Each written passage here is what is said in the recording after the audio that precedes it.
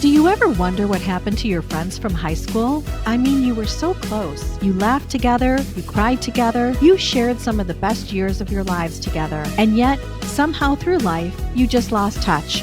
Now it's time to relive those moments once again. Introducing the podcast that takes you back in time to the place where it all began. This is Class Reunion. We're bringing you all the gossip, secrets, and scandals from your high school days that you won't want to miss. Join us as we catch up with old classmates and dive into the wildest stories from our high school days. From those legendary parties to the infamous cliques, we're spilling all the tea on who's who and what really went down. So grab a seat, turn your volume up, and get ready for a trip down memory lane.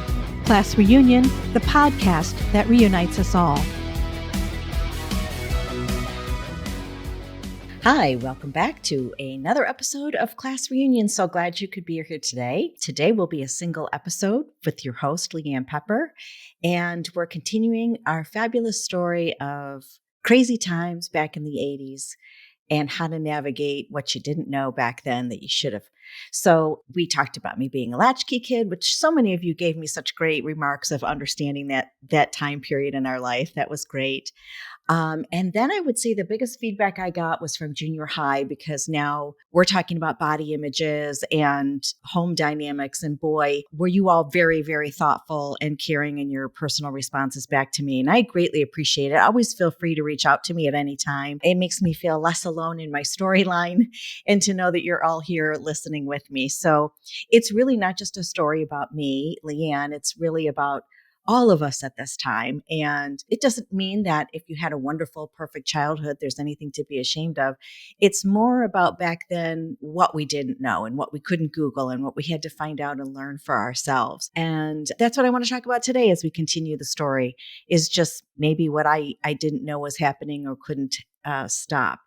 The other thing I wanted to say is no matter what, it seems like we all have this great memory of things we were able to do in our childhood that brought back great memories, but it wasn't always perfect in high school. And it doesn't matter if you had a small group of friends or a large group of friends. I think we all shared some level of insecurity, which I found fascinating to find out. And also, hey, enlightening. We were all the Falcons together. And so we should go into our class reunion remembering that we weren't all in this perfect place that we all thought we were, but it's worth going back and reminiscing and laughing about the good times. So today we've gone from junior high to high school, and I ended my last podcast calling it Kathy's Kingdom. And it's in a good way and in a bad way. So with every plus that came to my mom being at the school, it obviously be very hard. I know some people had their parents volunteer or they were teachers or principals. So I wasn't alone in having a faculty member at the high school. Mine was just sort of in the thick of knowing everything, and it changes how she wants me to be perceived in school. So let's begin. We enter to Kathy's Kingdom in high school, and like we've shared many times before, we were unique in that we brought a grade along with us, so we weren't the youngest to be 10th, 11th, and 12th. It was 9 through 12. And while that did erase some of the nerves of coming into the high school, it did make it bigger. I think it gave us the ability to get lost a little quicker if you didn't have some secure footing. So if you're coming into it like I was already pretty insecure, it just magnifies some of those issues that were already there. So in terms of where I found I would find my place, I went to, and I've told this story to Barb Doyle, it's her maiden name, but I've told her this story before. I was thinking I was going to go back into basketball. Now, I played in Berkshire at junior high. I was terrible, but I was short. I was a guard. That's what you do. And I had enough joy in finding extracurricular sports as a way of getting me out of the house that I always loved having something to do after school. So I thought for sure I would try out for basketball, women's basketball. And I'm in the locker room, and I don't know what everybody ate that summer, but everyone shot up like a tree. And I'm in there with the same shorts that I wore in probably 7th or 8th grade. And I thought, okay, it's still good to be a guard, but these ladies were now women, and everybody just felt like 6 feet tall. And I thought, I will never be able to pass the ball to anybody, let alone shoot. And you know that feeling of when you get snuffed, like you're going to go, throw the ball to the hoop and somebody just whacks it. I was like, there is no way. If this is how big my home team is, all of the schools we're going to play are that size or bigger. I can't do it. So I don't even know if anybody saw me in the locker room. I changed so fast and left. So that's just a funny story. And so there became the role of like, what do I want to do? And this is another confession, is I didn't want to become a varsity cheerleader because they intimidated me. So I didn't try out for varsity football because it just was a group that I felt I couldn't belong in. And not that basketball was any different, but it was a smaller group. And I thought maybe the chances of me making it were better. I don't know. I just thought that would be a better fit for me. So I tried out for being the cheerleader in basketball, and probably I had crush on all the really tall boys. Anytime you're 4'11", you seem to like people that are 6 foot. But so I did try out for that, and I did get that, and it was a lot of fun. And I still, adore all the girls that I cheered with. We had a good time. Plus, we didn't have to be in the rain, which was a bonus, or cold weather. But that's how I became a basketball cheerleader. So that should give you an indication of how I was feeling about myself at the time that I started Groves. So at this time, I was starting to get the negative voices in my head at dinner, where I would get the debrief on the day and who was doing what. And, it's natural, I think, because my mom was there. So that was the topic of conversation. But it was just, again, weird dinner conversations. She would always talk about what was going on with everybody and trying to use leverage over who's succeeding to me. And then my dad was at the end of the table, never wanting to hear about it. And they would have conflict. And so I hated dinner, to be honest with you. I just did. And I just realized that I was also starting to be labeled as not a good student. So the more my mom knew who the teachers were in every grade, the next year my class schedule would change, indicative of where my mom thought I should be. And that's a bummer, right? So I wasn't smart enough to be in Mrs. Faluca's class or Miss Slaughter's. I had to be in, I can't remember his name, Mr. Wilson. I don't know who did biology. There were just a lot of classes that were chosen for me based on the teachers, and you believe what you hear, right? So whether I could have done well in chemistry, I don't know. I was never given that opportunity. My course schedule was always arranged based on where my mom felt I should be, whatever, but it's painful at the time. So that was never fun for me, to always feel like there was control in my time at Groves. And I talk about Kathy's Kingdom because obviously every kingdom needs a court. And so every year when I would make homecoming court, which is a blessing, it was really sweet. I mean, it was very nice. It was something she was living through and very proud of, more for herself, and to be able to tell people about it, because I just wasn't doing anything except basketball cheerleading as my extracurricular. So by the time I became homecoming queen, you can imagine how she was feeling about that. And the irony is, she wasn't even home. They were out with some friends for the weekend, which is perfectly fine, but it was scheduled. And so I brought my brother Tim down from Michigan State to walk me to the field. And I just remember never in a moment thinking it was going to be me, because I just wasn't, we were all just fun girls that were all nominated. And just some schools, I guess you compete for it. I guess some people you campaign in some school systems in other states, but this was all just by voting. So who cares who was going to get it? And we were, having our floats, and we all had to line up. And anyway, they said my name. And of course, my best friend Nancy was the first one there to jump the fence and give me a big hug. And so that was very, very sweet. And it was lovely. It was a great night. But, in true fashion of where I don't go out to parties, we went back to my house and ordered pizza. Woohoo! I have a picture of the pizza guy delivering pizza. We're like, oh, she just became homecoming queen. And he's like, whatever, I'm just here to deliver pizza. So, but really weird. And I shouldn't knock it, but this is where my perception of gift giving came in. So on the kitchen counter was a necklace and a letter from my parents.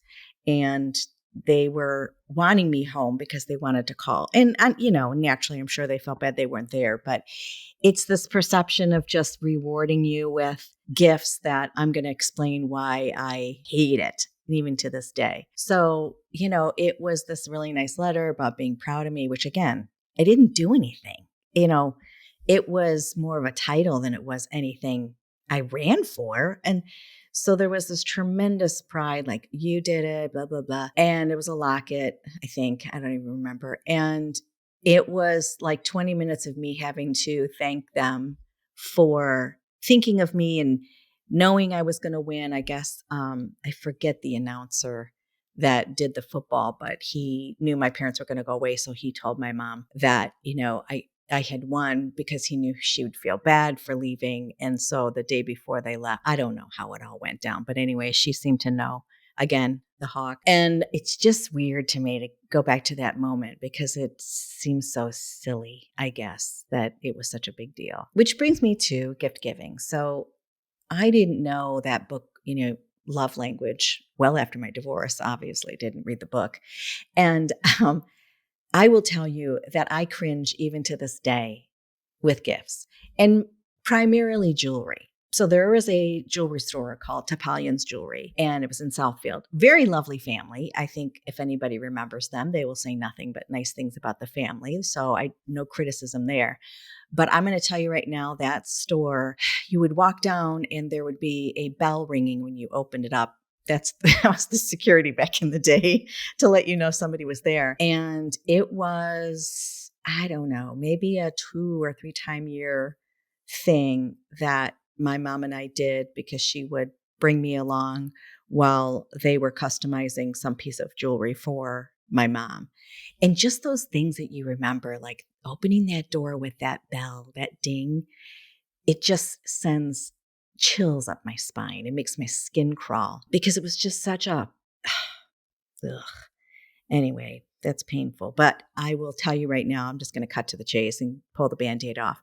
They had such a horrific emotional and physical relationship that I look at jewelry as a way for my dad to control the outcome of those poor habits and choices. And that is why I do not like gifts. So we would spend all this time at Topalian's and she'd bring me in there and she'd almost cry every single time about how generous her husband was. And then we would gather at Christmas or Mother's Day or her birthday, whatever it was that he was getting a piece of jewelry customized for her. And we would have to sit in the family room and sit around and he would slowly bring the box out and she would be crying. And I'm thinking, you saw it 15 times. You know what it looks like, but whatever. The presentation had to be, paying homage to this man and, oh, Tom, and she would cry. And I got to tell you, what would probably be a beautiful moment has always made my skin crawl. So to me, jewelry is just a way of being so passive and passive aggressive. It's just like I can say and do what I want to you all year as long as I give you some jewelry. And let's be honest, I've mentioned it in a few episodes. It was really so she could share with her friends what her husband had given her. I mean, I know it sounds really dumb. Why didn't I figure this out back then? But I didn't. I was so immersed in the co-relationship with my parents. I was part of that marriage that I just didn't see it. And I was like needing to respond at the same level, which is really messed up. But it became this thing between my mom and I where I was supposed to appreciate what he had done for her, almost like I think in her weird way, like you have to forgive him because look what he did.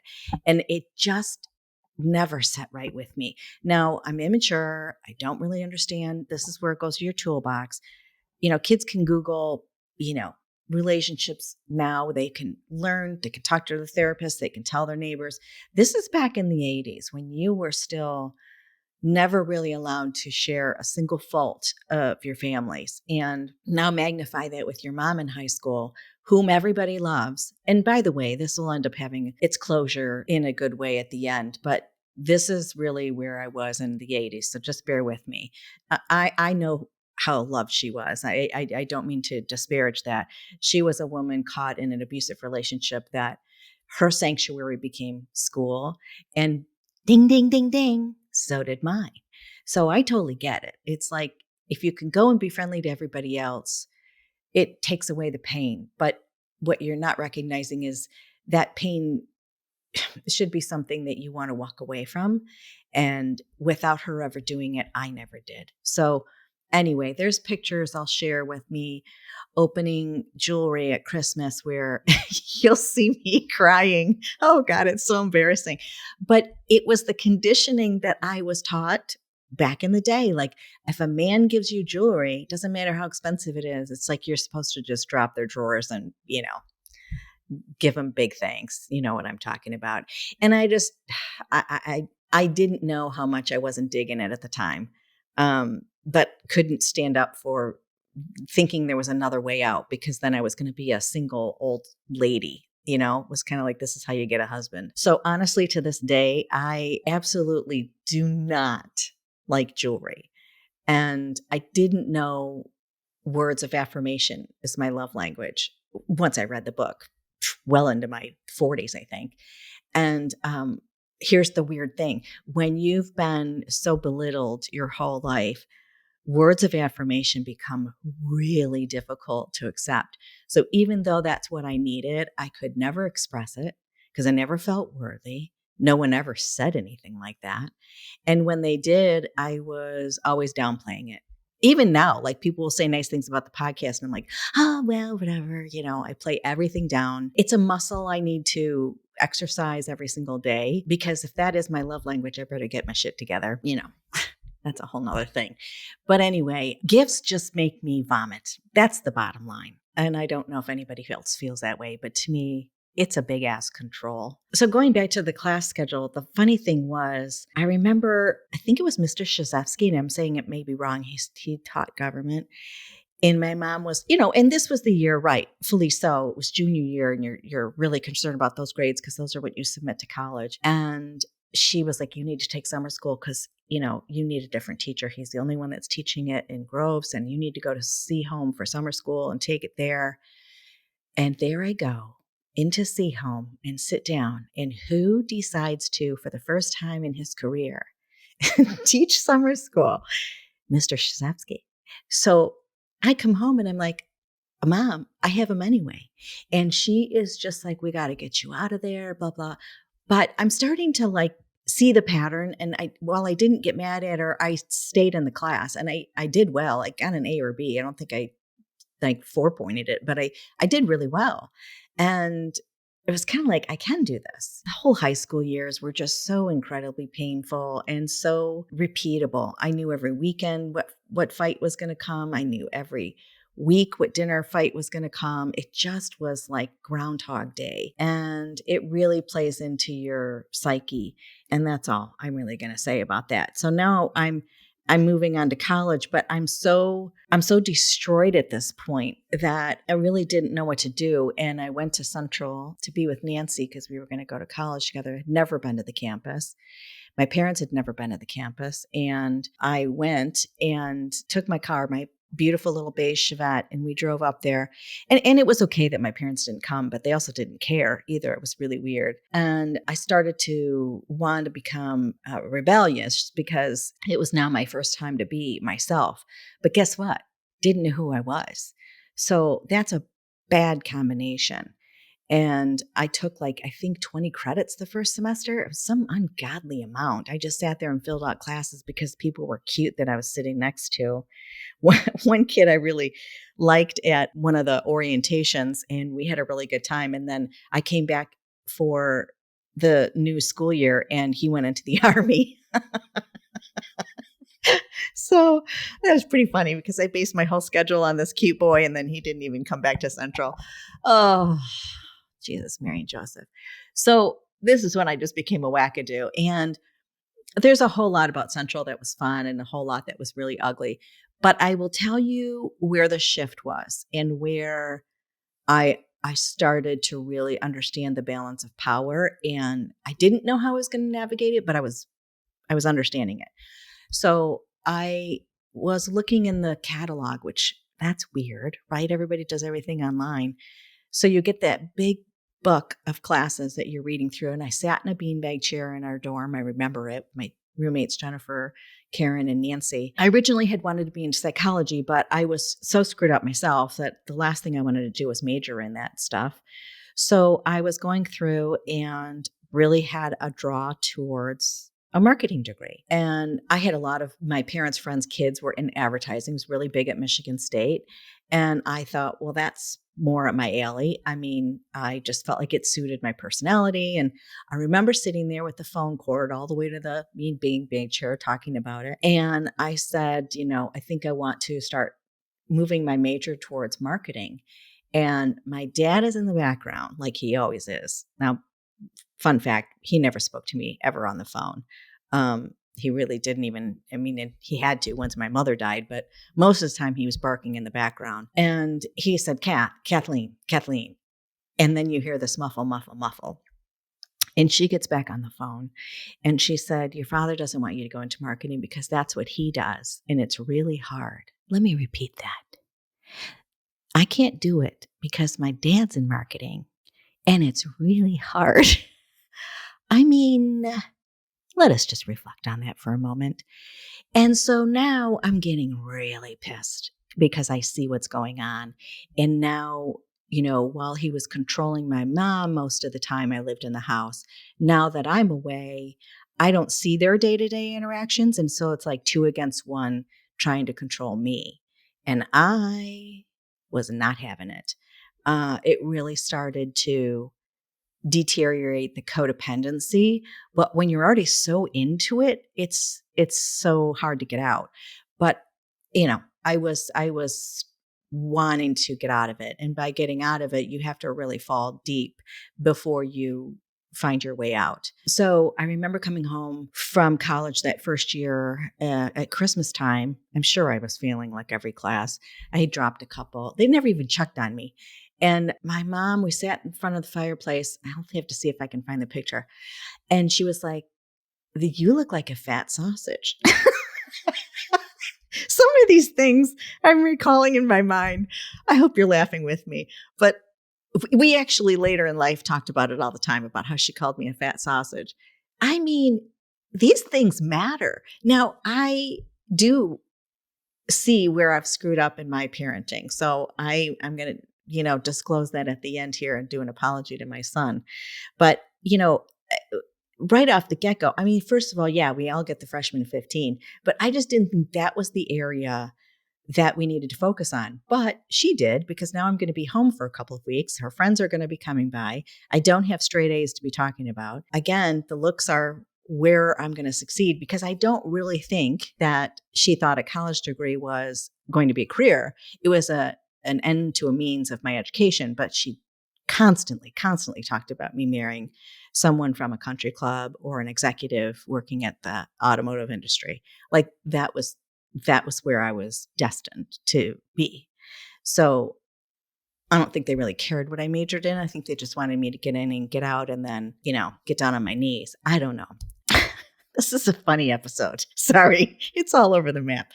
But so it did not go very well. By the time I started to really have shit hit the fan in college, I was wanting to scream and share my story with someone, because I started to feel a little bit safer away from home. And the trauma was already there, let's be honest. And I was trying to work through it, but didn't have the skills. And it didn't work in my favor for a lot of reasons. And so by the time I was in the position where I wanted to be a whistleblower, the whistle blew on me. And it just was not good. So anywhere I went for help, somebody knew my family, and no one, even to this day, and it's okay, I don't really care, it's my story, but no one believes me on some of the situations that transpired in my home. Because as soon as you say, my mom ripped off her shirt while she was yelling at me and sat on me while we were trying to escape into the car, no one's going to believe me. There's no one that's going to believe this story right now. I mean, there were some really violent situations. And I will tell you that, I started to really resent her. And my closest friends and boyfriends knew they did and kept my secret. Or maybe they didn't, but they did enough to where no one still really believed me. And that meant a lot to me because at least I had an outlet and somebody that I could talk to. But it was really hard to have the things happen to me and then have to walk out of the house and put on a smile and pretend like we were the perfect household going to Sunday mass. You know what I'm saying? I started to really understand that my voice was never going to be heard. And so I started to pick really bad relationships. Duh. And the one person that I dated when I was in my 20s, he was at the Oakland Hills Country Club. And it was like just a bad relationship because I was still in this really codependent relationship with my parents. And I was always crying about something. And I was always having a dramatic situation at home. And no fault to that guy. Hello, I don't need that baggage. So that never amounted to anything. And so by the time I found my husband, I had actually just broke up with that boyfriend. It was just, I guess, timing to help me move on because it wasn't anybody from the area. He was from Dearborn. So I was like, thank goodness, he doesn't know my mom and nobody knows him. And I'll leave that story for another time because leading up to even the wedding was just a horrific sign of how I was never really destined to be Leanne. I mean, who is she? There was just never moment in the decision-making process that I did where I knew who I was and what I wanted to do. And I think a lot of us were lost at that age, but then you put all of this needing to be accepted and needing to look good and not feeling good at the same time, not feeling good about anything. It's a perfect storm for somebody that's unstable, unhappy, and lost, and what did I have to give to anybody? And so the more, and this is in life with everything, you meet people at the level of your own security. I think if you're super confident and you know where you are in the world, you connect with those people that are like-minded. If you don't have anything to bring to the table, you're going to find somebody who just has a table and you're just happy to sit at it. You know what I'm saying? That was me. That's my analogy.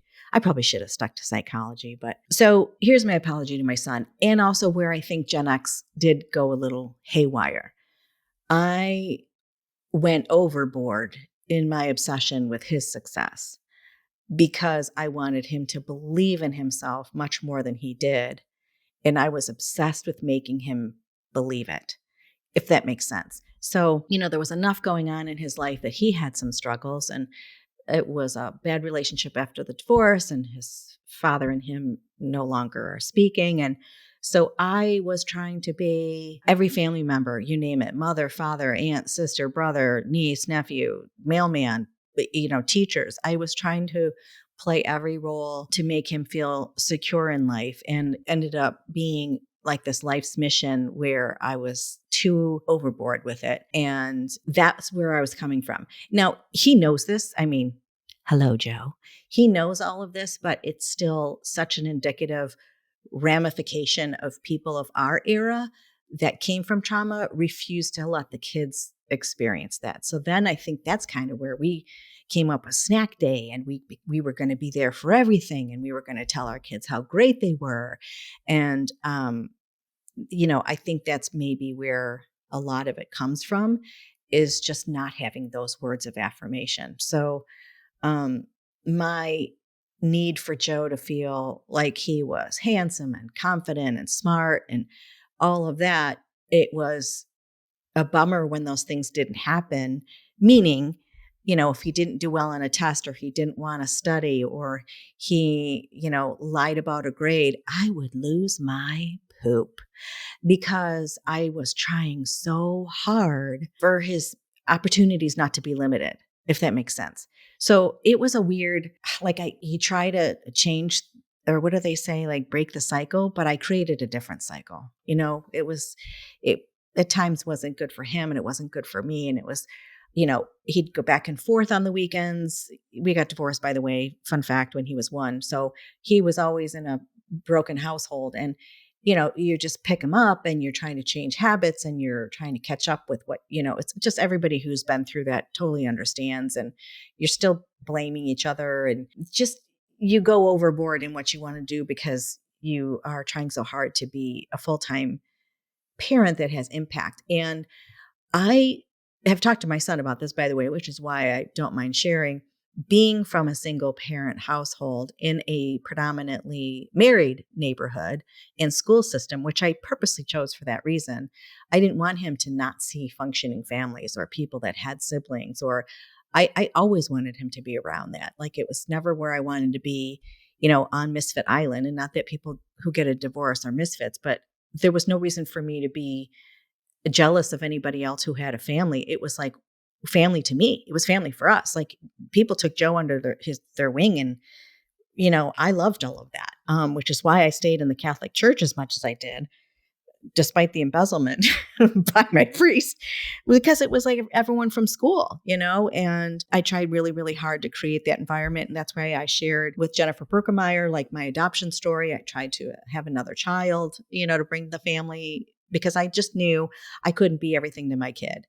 And the more that he would fight me on it, the more unsuccessful I felt.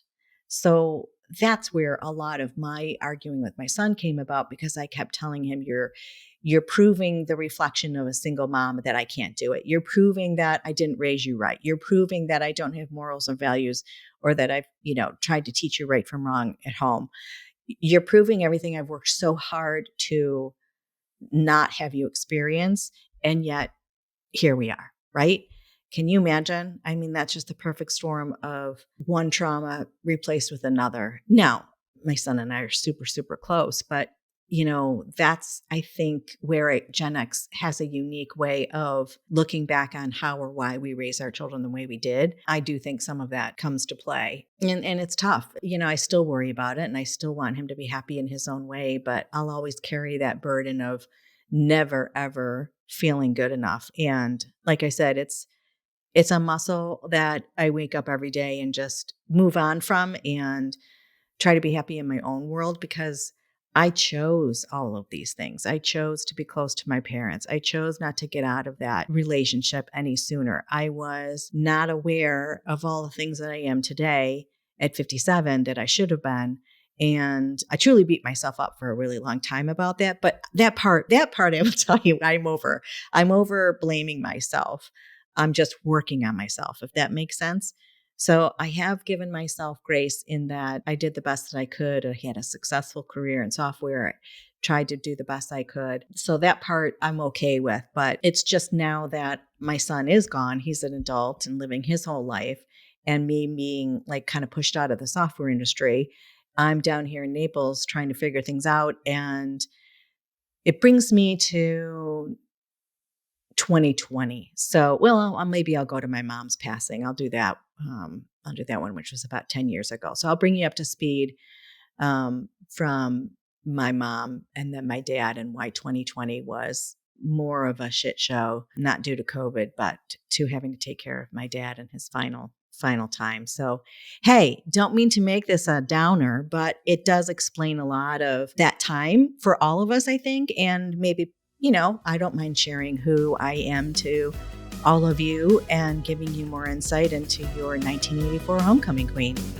Peace out, everybody. See you next week. All right, friends, that's it for this episode of Class Reunion Podcast. Thank you so much for listening. And if you enjoyed this episode, please subscribe to the show, write us a review, and share this podcast with a friend. Until next time.